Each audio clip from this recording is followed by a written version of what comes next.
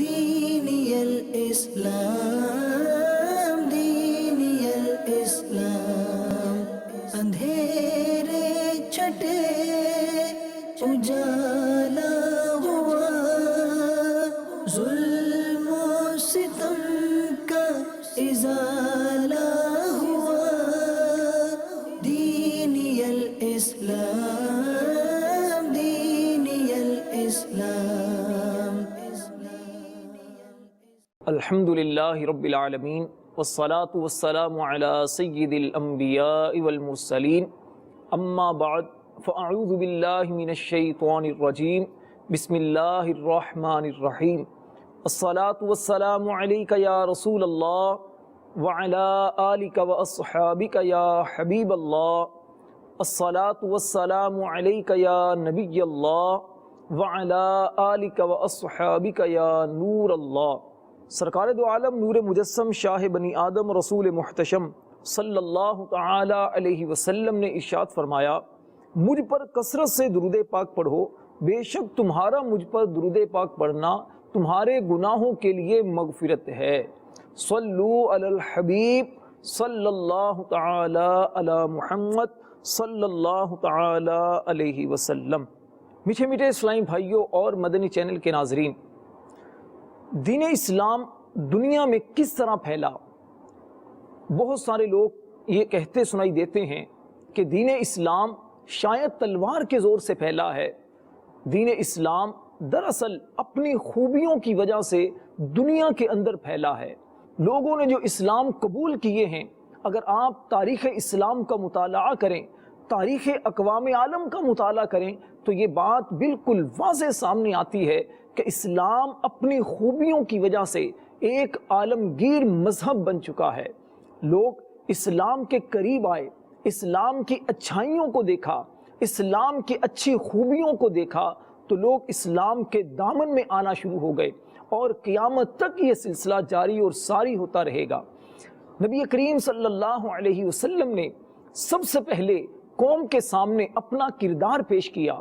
40 سال تک مکی زندگی میں حضور علیہ السلام نے ابھی تک اعلان نبوت نہیں فرمایا۔ لوگ آپ کو صادق اور امین کے لقب سے یاد کرتے ہیں۔ حضور علیہ السلام کے اخلاق کریمانہ کے لوگ گرویدہ ہیں۔ حضور علیہ السلام کی سچی گفتگو، آپ کے اچھے اخلاق، آپ کے غریبوں کی غم گزاری، آپ کا یتیموں کے سر پر دست شفقت، یہ وہ چیزیں تھیں جو لوگوں کو آپ کے قریب لے کر آئیں۔ 40 سال کی عمر میں نبی پاک علیہ السلام نے اعلان نبوت فرمایا۔ ابتدائی 3 سال تک لوگوں کو خفیہ طور پر اسلام کی دعوت دی، اور 3 سال کے بعد جب آپ کو حکم دیا گیا وَأَنذِرْ عَشِيرَتَكَ الْأَقْرَبِينَ، اور اپنے قریبی رشتہ داروں کو اللہ سے ڈرائیے، تو نبی پاک صلی اللہ علیہ وسلم کوہ صفا پر کھڑے ہو گئے اور لوگوں سے خطاب کیا۔ ارشاد فرمایا، اے لوگو، اگر میں تم سے یہ کہوں کہ اس پہاڑ کے پیچھے سے ایک لشکر تم پر حملہ آور ہونے والا ہے، کیا میری بات کا یقین کرو گے؟ سب نے بیک وقت کہا، ایک زبان ہو کر کہا، بالکل آپ کی بات کا یقین کریں گے، اس لیے کہ ہم نے آپ کو ہمیشہ سچ بولتے دیکھا ہے۔ یہ لوگوں کے ساتھ اجتماعی طور پر پہلی نبی پاک علیہ السلام کی گفتگو تھی، جس میں حضور علیہ السلام نے قوم کے سامنے پہلے اپنا کردار پیش کیا۔ پھر آپ نے ارشاد فرمایا، لوگو، میں اللہ کا رسول ہوں۔ اللہ رب العزت ایک ہے، اس کے سوا کوئی عبادت کے لائق نہیں ہے۔ جب لوگوں نے یہ بات سنی تو اس کے بعد لوگ منتشر ہونا شروع ہو گئے۔ میٹھے میٹھے اسلامی بھائیوں، نبی پاک صلی اللہ علیہ وسلم کے یہ اعلیٰ کردار کی علامت ہے، یہ اعلیٰ کردار ہے کہ قوم اگرچہ آپ کی جانی طور پر دشمن ہو چکی ہے، اگرچہ اسلام کے لوگ دشمن ہیں، لیکن آپ کے کردار کی اعلیٰ مثال دیتے نظر آتے ہیں۔ اور پھر تاریخ نے دیکھا، نبی پاک علیہ السلام کے اعلیٰ کردار کی بدولت، آپ کے اچھے اخلاق کی بدولت لوگ آپ کے قریب آنا شروع ہو گئے۔ اعلان نبوت کے بعد نبی پاک صلی اللہ علیہ وسلم نے 13 سالہ جو مکی زندگی گزاری ہے، تاریخ اس بات کی گواہ ہے کہ نبی پاک صلی اللہ علیہ وسلم پر بہت سارے ظلم کیے گئے۔ آپ کے راستے میں کانٹے بچھائے جاتے، آپ جب گلیوں سے گزرتے تو آپ پر کوڑا کرکٹ پھینک دیا جاتا، آپ جب مسجد حرام میں نماز پڑھا کرتے تو آپ پر اوجڑی رکھ دی جاتی، طرح طرح کی تکلیفیں دی جاتی، لیکن قربان جائیے نبی پاک علیہ السلام کے صبر و استقامت پر آپ کی زبان پر کبھی بھی شکایت نہیں آتی تھی، کبھی بھی آپ شکوہ نہیں کیا کرتے تھے۔ جو آپ پر ظلم کرتا حضور علیہ السلام اس کو بھی میٹھے بول سے نوازا کرتے تھے، کبھی بھی اپنی ذات کے لیے آپ نے انتقام نہیں لیا۔ مسلمانوں نے سب سے پہلے مکہ سے حبشہ کی طرف ہجرت کی، پھر دوسری مرتبہ حبشہ کی طرف ہجرت کی، اور اس کے بعد 13 سالہ مکی زندگی کے بعد نبی پاک صلی اللہ علیہ وسلم کو اللہ تبارک و تعالیٰ کی طرف سے جب حکم آ گیا، پھر آپ مکہ سے ہجرت کر کے مدینہ کی طرف گئے، اور مدینہ میں پہلی اسلامی ریاست کا قیام عمل میں آیا۔ مدینہ کے اندر بھی نبی پاک صلی اللہ علیہ وسلم نے لوگوں کے ساتھ جو برتاؤ کیا، تاریخ گواہ ہے کہ نبی پاک علیہ السلام مدینہ کے اندر بھی غیر مسلموں کے ساتھ بہت اچھے انداز سے پیش آئے۔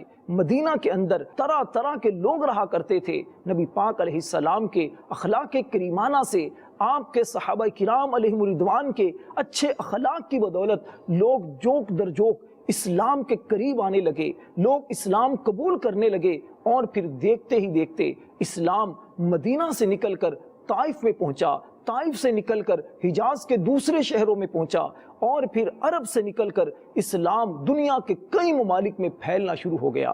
اسلام دنیا کے اندر اتنی تیزی کے ساتھ کس طرح پھیلا؟ سرکار دو عالم صلی اللہ علیہ وسلم نے اپنی حیات طیبہ کے اعلان نبوت کے بعد 23 سال اپنی قوم کے اندر گزارے۔ حضور علیہ السلام مکہ اور مدینہ کے علاوہ طائف میں بھی گئے۔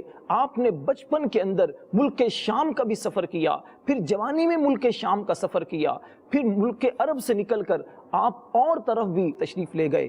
ہر جگہ نبی پاک صلی اللہ علیہ وسلم نے لوگوں کے سامنے اپنا اچھا اخلاق پیش کیا، اپنے صحابہ کی اچھی تربیت کر کے قوم کو ایسے افراد مہیا کیے کہ جن کو دیکھ کر لوگ اسلام سے متاثر ہوئے بغیر نہ رہ سکے۔ دین اسلام کی سربلندی کے لیے نبی پاک صلی اللہ علیہ وسلم اور آپ کے صحابہ کرام نے بہت قربانیاں دی ہیں۔ حضور سید عالم صلی اللہ علیہ وسلم نے جب آخری حج فرمایا، حج کے موقع پر حضور علیہ السلام پر قرآن کریم کی سب سے آخری آیت جب نازل ہوئی، الیوم اکملت لکم دینکم، کہ آج میں نے تمہارے لیے تمہارا دین مکمل کر دیا، وَأَتْمَمْتُ عَلَيْكُمْ نِعْمَتِي، اور اپنی نعمت کو تم پر مکمل کر دیا، وَرَضِيتُ لَكُمُ الْإِسْلَامَ دِينًا، اور میں نے تمہارے لیے اسلام کو بطور دین پسند فرما لیا۔ نبی پاک علیہ السلام پر یہ آخری آیت نازل ہوئی۔ اس کے بعد حضور علیہ السلام نے جب خطبہ حجۃ الوداع ارشاد فرمایا، خطبہ حجۃ الوداع کے موقع پر نبی پاک علیہ السلام کے سامنے 1,14,000 یا 1,24,000 صحابہ کرام موجود ہیں۔ نبی پاک علیہ السلام نے اپنے صحابہ کو، اپنی امت کو زندگی گزارنے کے طریقے سکھائے، اپنی امت سے نصیحت ارشاد فرمائیں، اور حضور علیہ السلام کی ایک بڑی پیاری حدیث اپنے صحابہ کے لیے ارشاد فرمایا، بلیغوا عنی ولو آیا، پہنچا دو میری طرف سے اگرچہ ایک ہی آیت ہو۔ صحابہ کرام علیہم رضوان اس مشن کو لے کر، اس دعوت اسلام کو لے کر دنیا کے کونے کونے میں پھیل گئے، اور تاریخ گواہ ہے نیکی کی دعوت کو عام کرنے کے جذبے کے تحت صحابہ کرام مدینہ پاک سے نکل کر یمن میں پہنچے، شام میں پہنچے، دیگر ممالک کے اندر پہنچے۔ آج ہم دیکھتے ہیں اس نیکی کی دعوت کی بدولت صحابہ کرام علیہم رضوان میں سے کسی کا مزار چین میں ملتا ہے، کسی کا پاکستان میں ملتا ہے، کسی کا دنیا کے کسی ملک میں مزار ملتے ہیں۔ آخر کیا وجہ ہے؟ یہ صحابہ کرام جو مدینہ پاک میں رہنے والے تھے، جو مکہ پاک میں رہنے والے تھے، آج جب ہم دیکھتے ہیں تو جنت البقیع شریف میں صرف 10,000 صحابہ کرام کے مزارات ہیں، اور چند ہزار صحابہ کرام کے جنت المعلا جو مکہ مکرمہ کا قبرستان ہے، وہاں صحابہ کرام تشریف فرما ہے۔ اتنے ہزاروں صحابہ کرام کہاں چلے گئے؟ یقیناً یہ اسلام کی دعوت کو لے کر دنیا کے کونے کونے میں پھیل گئے۔ جہاں تک ممکن ہو سکا صحابہ کرام علیہم رضوان دین اسلام کا پرچم اٹھائے، دنیا کے کونے کونے میں پہنچے اور لوگوں کو اسلام کی دعوت دی۔ یہ صحابہ کرام علیہم رضوان کی نیکی کی دعوت کا اثر تھا کہ اسلام ملک عرب سے نکل کر دنیا کے کئی ممالک میں پہنچ چکا ہے۔ اللہ تبارک و تعالیٰ اس امت کی شان بیان کرتے ہوئے ارشاد فرماتا ہے، وَلْتَكُمْ مِنْكُمْ أُمَّةٌ يَدْعُونَ إِلَى الْخَيْرِ وَيَأْمُرُونَ بِالْمَعْرُوفِ وَيَنْهَوْنَ عَنِ الْمُنْكَرِ وَأُولَئِكَ هُمُ الْمُفْلِحُونَ۔ ترجمہ کنز الایمان، اور تم میں ایک گروہ ایسا ہونا چاہیے کہ بھلائی کی طرف بلائیں اور اچھی بات کا حکم دیں اور بری سے منع کریں، اور یہی لوگ مراد کو پہنچے ہیں۔ یہ وہ قرآنی حکم ہے جو اس امت کو دیا گیا، اس امت کی جو شان بیان کی گئی۔ چنانچہ اس آیت کی تفسیر میں مفسر شہیر حکیم الامت مفتی احمد یار خان علی رحمت المنان تفسیر نعیمی میں لکھتے ہیں، اے مسلمانوں، تم سب کو ایسا گروہ ہونا چاہیے یا ایسی تنظیم بنو یا ایسی تنظیم بن کر رہو جو تمام ٹیڑے یعنی بگڑے ہوئے لوگوں کو نیکی کی دعوت دے، کافروں کو ایمان کی، فاسقوں کو تقوی کی، غافلوں کو بیداری کی، جاہلوں کو علم و معرفت کی، خشک مزاجوں کو لذت عشق کی، سونے والوں کو بیداری کی، اور اچھی باتوں، اچھے عقیدوں، اچھے عملوں کا زبانی، قلمی، عملی قوت سے، نرمی سے، اور حاکم اپنے محکوم اور ماتحت کو گرمی سے حکم دے، اور بری باتوں، برے عقیدوں، برے کاموں، برے خیالات سے لوگوں کو اپنے منصب کے مطابق روکے۔ مزید فرماتے ہیں سارے کے سارے مسلمان مبلغ ہیں، سب پر فرض ہے کہ لوگوں کو اچھی باتوں کا حکم دیں اور بری باتوں سے روکیں۔ مزید آگے چل کر بخاری شریف کی حدیث پاک نقل فرماتے ہیں، سید عالم صلی اللہ علیہ وسلم نے فرمایا، بلغوا عنی ولو آیا، یعنی پہنچا دو میری طرف سے اگرچہ ایک ہی آیت ہو۔ صحابہ کرام علیہم رضوان اس نیکی کی دعوت کے منصب کو لے کر دنیا کے کونے کونے میں پھیلے۔ پھر صحابہ کرام علیہم رضوان کے بعد اولیاء امت، تابعین، تبع تابعین بھی اسی منصب کو لے کر، اسی نیکی کی دعوت کے مشن کو لے کر دنیا کے اندر پھیلنا شروع ہو گئے۔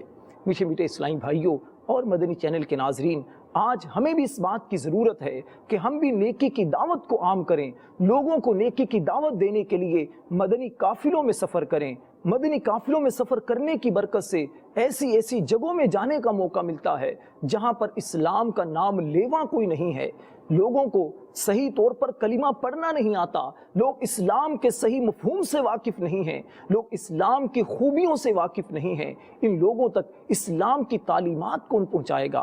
ان لوگوں کو اسلام کی خوبیاں کون بیان کرے گا؟ ان لوگوں کو کیسے پتہ چلے گا کہ مسلمان ایسی قوم ہے، اسلام ایسا پیارا مذہب ہے جو اللہ کے ہاں بھی پسندیدہ ہے اور انسان کی فطرت کے مطابق ہے۔ میٹھے میٹھے اسلامی بھائیوں، اسلام کی خوبیاں تو بے شمار ہیں، بطور مثال چند عرض کرتا ہوں۔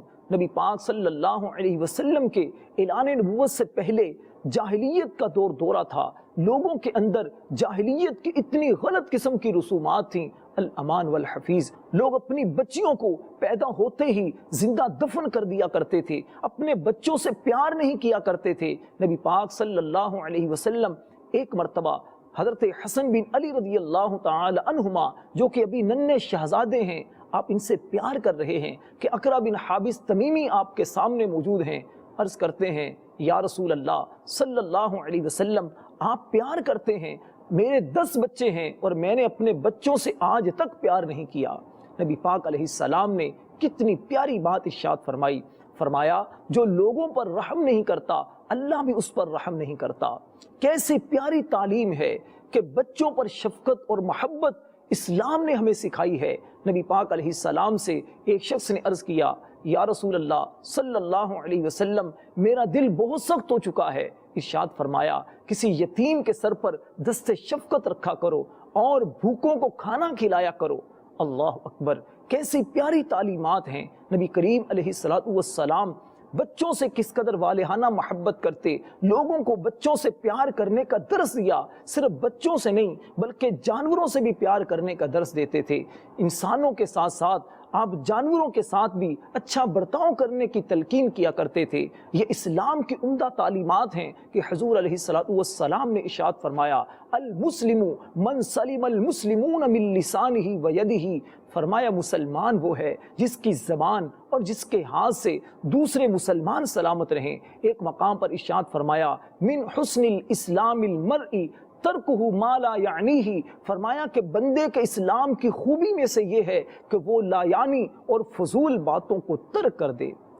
کتنا پیارا یہ سبق ہے اسلام کا، اسلام کی کتنا عمدہ تعلیمات ہیں کہ اسلام کا نام لیوا مسلمان ان تعلیمات کو اپنائے، وہ جھوٹ نہ بولے، وہ غیبت نہ کرے، وہ چغلی نہ کرے، وہ کسی پر بہتان بازی نہ کرے، وہ کسی عورت پر تہمت نہ لگائے، وہ بچوں پر شفقت کرے، اس کے سامنے جب اس کے والد آئیں تو احتراماً کھڑا ہو جائے، اس کی والدہ آئیں احتراماً ان کے سامنے کھڑا ہو جائے، بلکہ یہاں تک ارشاد فرمایا کہ باپ کی رضا میں رب کی رضا ہے، باپ کی ناراضگی میں رب کی ناراضگی ہے۔ ایک مقام پر فرمایا الجنت تحت اقدام امہاتکم، کہ جنت تمہاری ماں کے قدموں کے نیچے ہے۔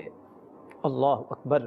حضور علیہ السلام کی یہ عمدہ تعلیمات ہیں جو آپ کے صحابہ کرام کے ذریعے امت کے دیگر افراد تک پہنچیں، آج بھی ہم تک یہ پہنچی ہیں، لیکن افسوس آج ہم لوگوں نے ان تعلیمات کو فراموش کر دیا ہے۔ نبی پاک علیہ السلام کی ان عمدہ تعلیمات کو، حضور علیہ السلام کے اس اسوہ حسنہ کو ہم فراموش کر بیٹھے ہیں۔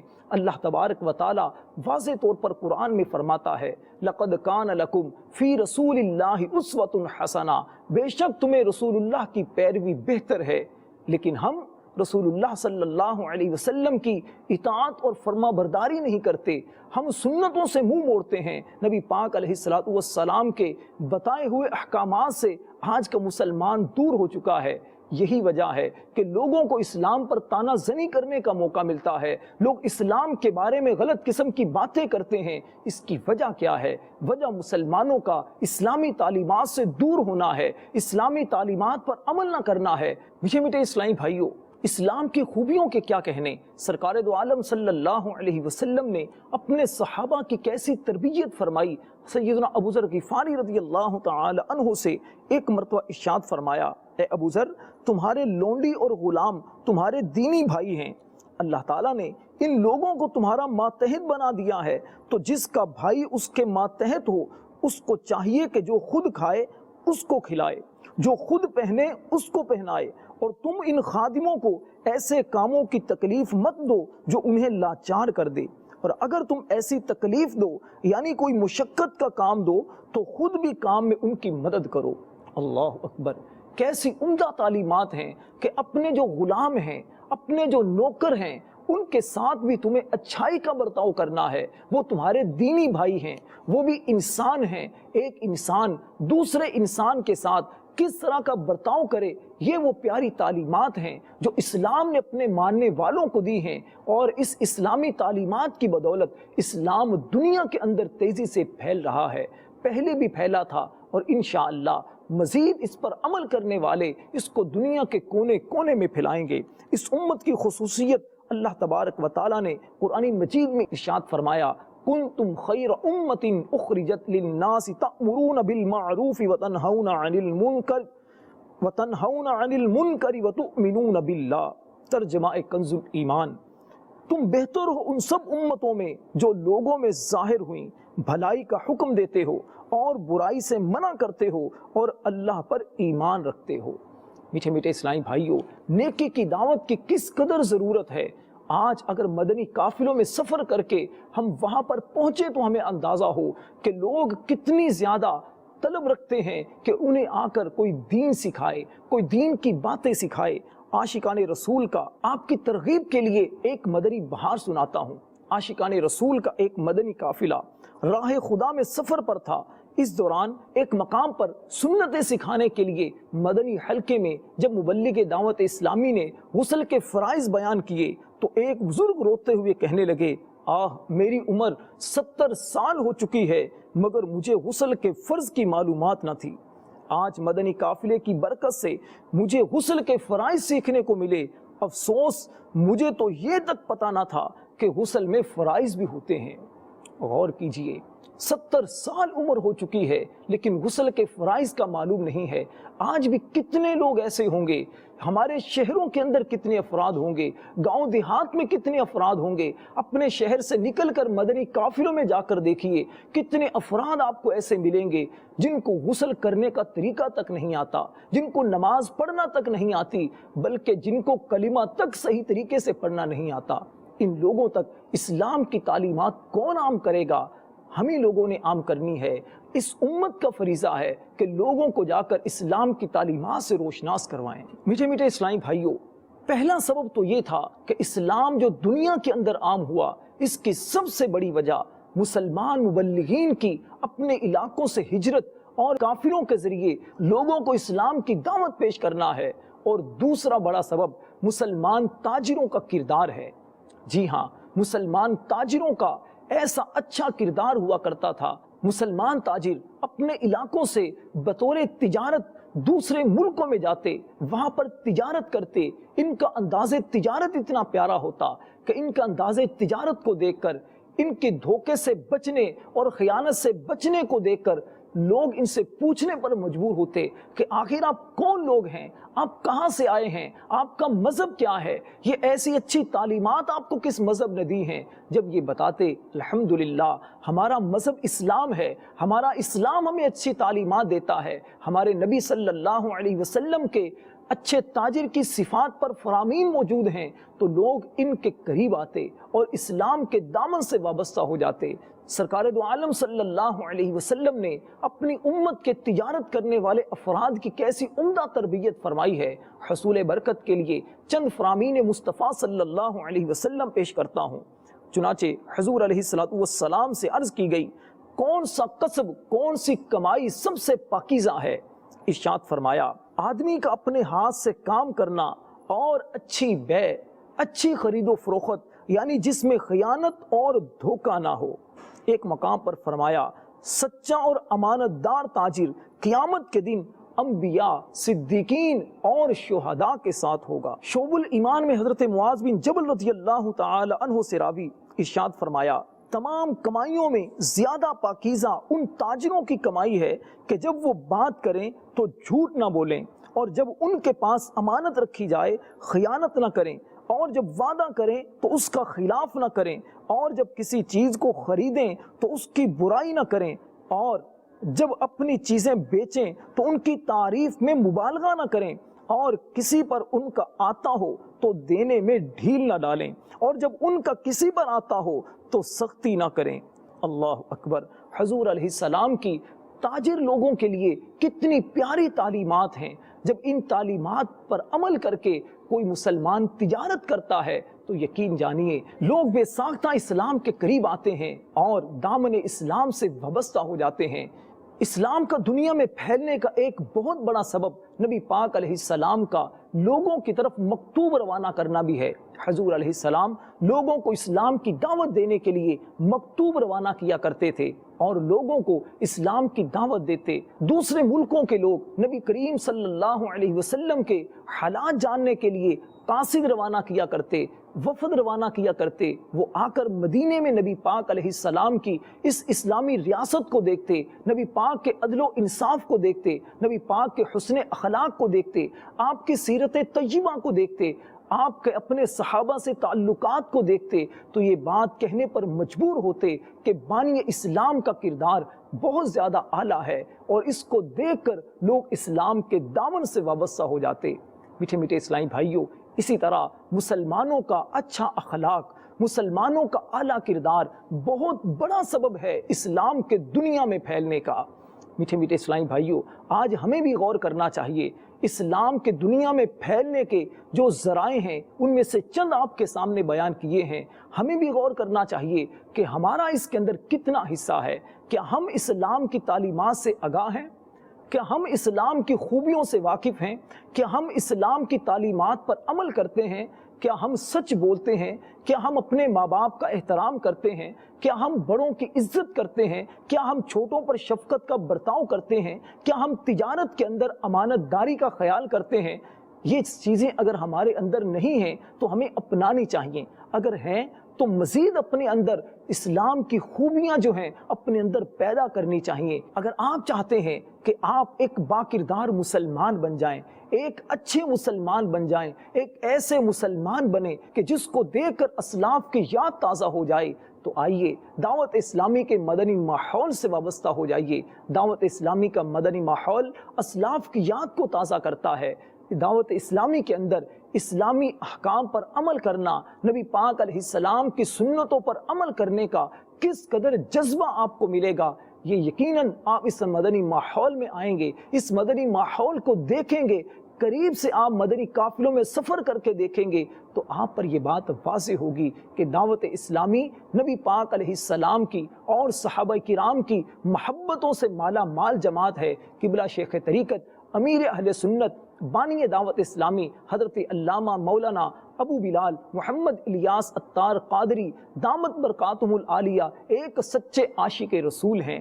آپ کی محنتوں سے، آپ کی تبلیغ دین کی وجہ سے، آپ کے اچھے اخلاق کی، اعلیٰ کردار کی بدولت یہ دعوت اسلامی کا یہ گلشن کس قدر پھیلتا پھلتا جا رہا ہے، اور دنیا کے اندر کم و بیش 200 ملکوں میں دعوت اسلامی کا جو مدنی کام عام ہوا ہے، اس کی بہت بڑی وجہ مدنی قافلوں میں سفر ہے۔ اسلامی بھائیوں کی اپنی مال کے ذریعے، اپنے وقت کے ذریعے اور خود اپنے ذریعے مدنی قافلوں میں سفر کر کے لوگوں تک اسلام کی تعلیمات کو پہنچانا ہے، لوگوں کو اسلام کے احکام سے واقف کرنا ہے۔ آئیے ہم بھی مدنی قافلوں میں سفر کریں، ہم بھی دعوت اسلامی کے مدنی ماحول سے وابستہ ہو کر، دعوت اسلامی میں شامل ہو کر قبلہ شیخ طریقت امیر اہل سنت اور اسلامی بھائیوں کے شانہ بشانہ مل کر دین کے کام کو عام کریں۔ امیر اہل سنت کیا خوب فرماتے ہیں، سنتیں عام کریں، دین کا ہم کام کریں، نیک ہو جائیں مسلمان مدینے والے۔ اللہ تبارک و تعالی ہمیں عمل کرنے کی توفیق عطا فرمائے، آمین بجاہ النبی الامین صلی اللہ تعالی علیہ وسلم۔ دینی الاسلام، دینی الاسلام، اندھیرے چھٹے اجالا ہوا، ظلم و ستم کا ازالہ